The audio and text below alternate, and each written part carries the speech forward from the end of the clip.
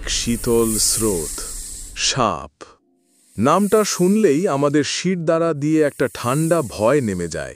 সেই আদিম যুগ থেকে এই প্রাণীটিকে আমরা ভয় পেয়ে এসেছি। তাকে ঘিরে তৈরি করেছি অসংখ্য ভয়ঙ্কর গল্প আর কিংবদন্তি। কিন্তু কি হবে যদি আমি বলি, যাকে আপনি সবচেয়ে বেশি ভয় পান সেই আপনার জীবন বাঁচানোর জন্য সবচেয়ে জরুরি?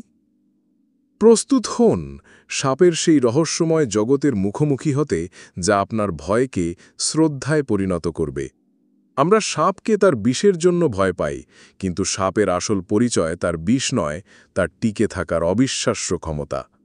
তার পা নেই, কান নেই, চোখের পাতাও নেই, তবুও সে এক নিখুঁত শিকারী। তার শ্রবণ শক্তি নেই, কিন্তু সে মাটির সামান্যতম কম্পন অনুভব করতে পারে। তার জিভ কোনো সাধারণ অঙ্গ নয়, এটা তার নাক। সে বারবার জিভ বের করে বাতাসের গন্ধ সংগ্রহ করে এবং মুখের ভেতরে থাকা এক বিশেষ অঙ্গ বা জেকবসন অর্গ্যানে তা পাঠায়। এর মাধ্যমে সে নিকষ কালো অন্ধকারেও তার শিকারের সঠিক অবস্থান নির্ভুলভাবে জেনে যায়। কিছু সাপ, যেমন পিট ভাইপার, তাদের চোখের নিচে এমন এক সেন্সর বা গর্ত থাকে যা দিয়ে তারা শিকারের দেহের তাপমাত্রাকে ছবির মতো দেখতে পায়। এই এক জীবন্ত থার্মাল ক্যামেরা। এবার আসি সেই প্রচলিত প্রশ্নে, সাপ কি সত্যি প্রতিশোধ নেয়?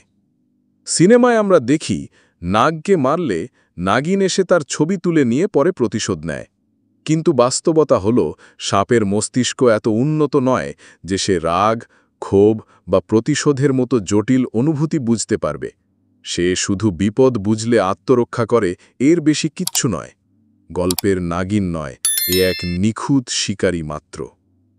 তাহলে কেন এই ভয়ঙ্কর প্রাণীটি আমাদের জন্য জরুরি? কারণ সে প্রকৃতির নীরব কৃষক বন্ধু, যে ইঁদুর প্রতি বছর আমাদের কোটি কোটি টাকার ফসল নষ্ট করে, ভয়ঙ্কর সব রোগ ছড়ায়। সাপ নীরবে সেই ইঁদুর শিকার করে প্রকৃতির ভারসাম্য রক্ষা করে। সে না থাকলে ফসলের মাঠ ধ্বংস হয়ে যেত, ইঁদুরের সংখ্যা এত বেড়ে যেত যে আমাদের অস্তিত্বই সংকটে পড়ত। আর সবচেয়ে বড় চমকটা তো এখনো বাকি। সাপের যে বিষকে আমরা ভয় পাই, সেই বিষই আজ আধুনিক চিকিৎসা বিজ্ঞানের আশীর্বাদ। সাপের বিষ থেকে তৈরি হয় জীবনদায়ী অ্যান্টিভেনাম।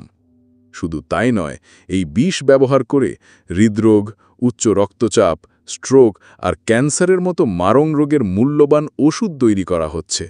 অর্থাৎ যে বিষ কেড়ে নেয় প্রাণ, সেই বিষই ফিরিয়ে দেয় জীবন। তাহলে কে এই সাপ?